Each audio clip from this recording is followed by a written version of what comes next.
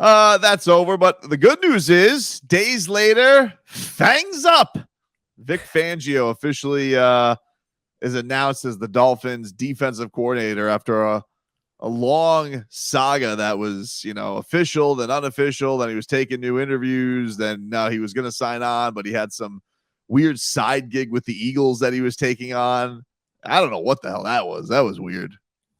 This one's tough for us, right? Because both you and I are on the record of kind of being over Fangs for a little bit because he had the interview and he makes everybody seem in Miami like it's a done deal. And then he wants to start texting reporters like, whoa, I didn't commit to anything yet. Then he's lining up interviews with the Eagles and the Panthers and who knows who else. And then it was like, all right, I'm going to announce after the Super Bowl. But then a day came and another day came and he didn't announce after the Super Bowl. So we were both kind of on the record of saying like enough with this Fangs guy. But now Fangs up. I'm with you. Let's go. I'm all in. Look, it is Fangs up. Only Fangs is officially open for business, but he has got you burned your honeymoon phase, Fangio. All right. I want to hit the ground running with you making this the best defense in the league because that whole little flirtation and that little attention show, that is worthy of a star. So what you're telling me is this whole dog and pony show that you put us through, this glass case of emotions, I better get results right away. Chop, chop. That's how it better go. Best defense in preseason. That's what I want to see, the highest rated preseason defense. And then, maybe I'll be all in on this Fangio. Yeah. I think he's getting introduced on Monday supposed. I mean, 11 a.m. I think is a press conference. I really don't care about his press conference. You better, honestly, just get in the lab and shut people down. That's what I want. He's not going to do a better press conference than McCoachin. I mean, so what have you ever heard Vic Fangio speak? I just imagine he's just shutting down defense in the middle of chewing glass. Just real rugged. Yeah. Like he's just in the middle of a conversation. He'll just yell out 3-4. Yep. Pretty much. Just everything's about the defense. Hey, Fangio, how about you make this Noah Igbenogany not a bust? How about that? Let's start setting some pretty tough standards for Vic Fangio. I'll be happy if you could just get Bradley Chubb to be the guy that we thought they gave up a first-round pick for and $100 million for. That I'll take for it. I mean, I'm not expecting miracles. Actually touch the quarterback so we don't have to talk about pressures with Bradley Chubb. Yeah. If you can get Bradley Chubb and Jalen Phillips to be the most dynamic pass rush duo in the league, now we're talking Fangs. That's what I'm really talking about. And I am curious, what Mike McDaniel. I wonder if Mike McDaniel's going to talk about Fangs. That I'd be into because I feel like he would be a hoot talking about what an old timer he is. What do you think about this whole thing? Because I know you and I had talked about it a couple weeks ago when the Fangs news kind of first broke, and then Crowder has been doing this whole song and dance about, well, now you've got the guy who's the young, exciting head coach, and then he can worry about the offense, and now you bring in the veteran to worry about the defense, and it's almost like you have two head coaches. How do you feel about that whole dynamic people are kind of placing now, where not that McDaniel is going to give up some of his prestige. I don't think it's going to work like that. But the fact that McDaniel can look over to the sideline and have a trustworthy veteran companion to rely on, because I think it's a load of crap, to be 100% honest. I get the whole point of having somebody with some more experience, but this guy was in the league for 100 years before he became a head coach, and then he wasn't good at it. So I think it's just good that you have run your offense, Fangs. You're not in charge, all right? Old McCoachin is the man, and he's beloved because I think you saw this. I saw this the other day. We were at Heat Nuggets. This guy's a man of the people. He is beloved. This Mike McDaniel. He was hobnobbing. He was shaking hands. He was doing selfies with everybody. Solana, I was sitting. Where I sit, Mike McDaniel was at row 4, but I could look right down to where he was. You were stalking him the whole time. Dude. That's what I was obsessed with. I was told by a source in the building, hey, Mike McDaniel's here. Immediately, I go search for him. He's hanging out with Chris Quinn. Yeah, what was that all about with Quinny the whole time? Guy. I don't know. Chris Quinn missed the pregame meeting in the locker room because he was chopping it up with with McCoachin. I think Chris Quinn was feeling froggy because he drew up that inbounds play for the Jimmy Butler dunk a couple games ago. Yeah. So I had to get the non-creepy angle of like, hey, I'm stalking you guys, but I don't want you to know, because I got a pretty good zoom on my camera.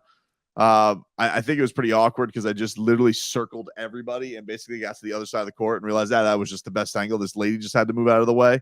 And then after that, he was hanging out with his two broskies. I don't know who those guys were, but it's funny because it's like you're seeing this guy in the wild, and it's like, yeah, he's just a guy. He's fairly young, just enjoying himself. He's loving the music. People are coming up to him. Heat officials, cops, fans, everybody's shaking the hands of the man himself. I love the fact that they showed him on the jumbotron, and the Dolphins and the Heat both reposted the video. So if you haven't seen it, you definitely should check it out. And he throws up the fins up, and then they kind of left him up there, and he starts doing like a fist bump almost. I never would have bet in a million years he was jumbotron hype guy. Really? I picture him exactly like that. Like, I think that what? Yeah, he's just he has to. It's one of those things, like, he's very much uses funny to get out of awkward, and that's what it is. Like, he's just one of these guys where, like, all right, is this a weird situation? How can I make the jokey joke to get out of this and make it funny? And that's what it was. So he's just getting the crowd fired up. I saw Will Manso was questioning his loyalties, saying, "Oh, is he a Nuggets fan because he's from Colorado?" No. In fact, he threw on the Heat jersey that they gave him and was taking pictures with the jersey on. He's a Heat lifer. And him and Spo, BFF. He's too smart after, what was it, a 5-game losing streak, Tobin, to be out there and say, I'm rooting for the Nuggets. I mean, No. You made the playoffs, McDaniel, but I don't think we're giving you enough leeway. 5-game losing streak to end the season. If you're out there rooting for Jokic and the Nuggets kicking our asses in Miami. I tell you what, though, like, Spo loves him. Spo was like, he was late for his press conference, and then Eric Spoelstra was like, I'd rather be talking Dolphins football. They would tell me. I mean, chatting it up. 40-minute conversation between these two. I didn't get home till 2:30 in the morning because I was waiting for Spo to talk after the game. We were all wondering, hey, where's Spo? And then, like, we walk out to go to the locker room, even though there's really no point because Jimmy Butler wasn't going to talk and everybody else was coming to the podium. So we all walk, and then there's just Spo and McCoach and just chatting. Chris Quinn was there too, and then his friends. But just a couple meeting of the minds. I love seeing it. Didn't Spo go to Dolphins training camp earlier this year? He did, right? Like, and he talked about. I think Tyreek Hill was pestering him for tickets. I don't think I've seen Tyreek Hill at a game this year. Have you? Did he go to any games this year? No, which is surprising because who was it that was at every game? Was it Melvin Ingram? Melvin Ingram against great seats, like right next to the Heat bench. Melvin Ingram had the plug at Miami-Dade Arena. So I'm surprised like him and Tyreek wasn't just like, yeah, I'm coming. Tyreek, though, I think he's working for a 10-day because Tyreek Hill is like at this indoor basketball gym. It's like an open gym and they do tournaments or whatever. It's a league in Miami and he's out there all the time. And he tweeted a couple days ago, like, I'm a hooper or something like that. I don't remember exactly what he tweeted, but he was saying he's a hooper.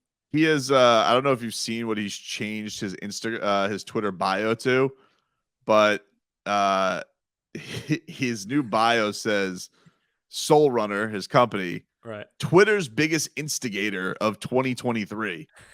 And so he's just commenting on everything, including this wonderful beef that happened over the weekend between AJ Brown and Juju Smith-Schuster.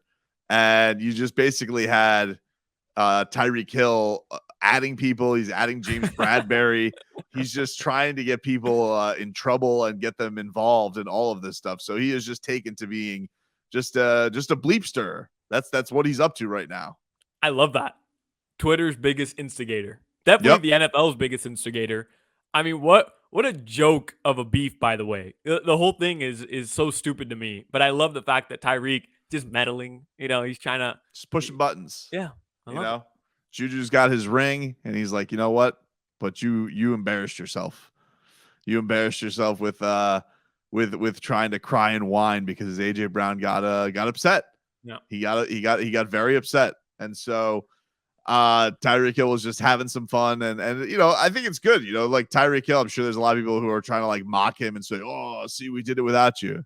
That guy doesn't care. He lives in a great city. He's making oodles of money. He broke a franchise record this year. Who says he won't win a Super Bowl? They're on their way. They're on their way. I mean, this guy already has the ring. He has the hardware, Tobin. He does. Came down here. He got paid.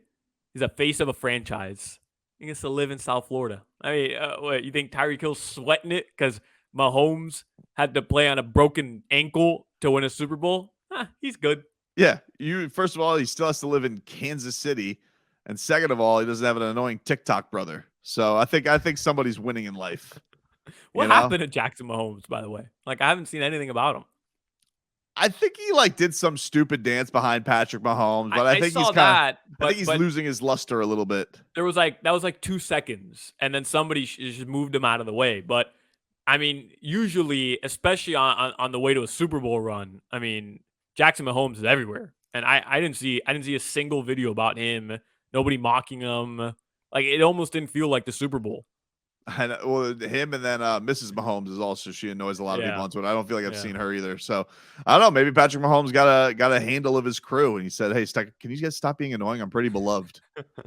You guys are ruining this for me. You know, you see Giselle Bundchen out here spraying champagne on the people." It was like the only downside to Patrick Mahomes. It really was. His brother and his wife. You can't hate the guy. It's impossible. He's got a funny voice, and he's so fun to watch. Yeah.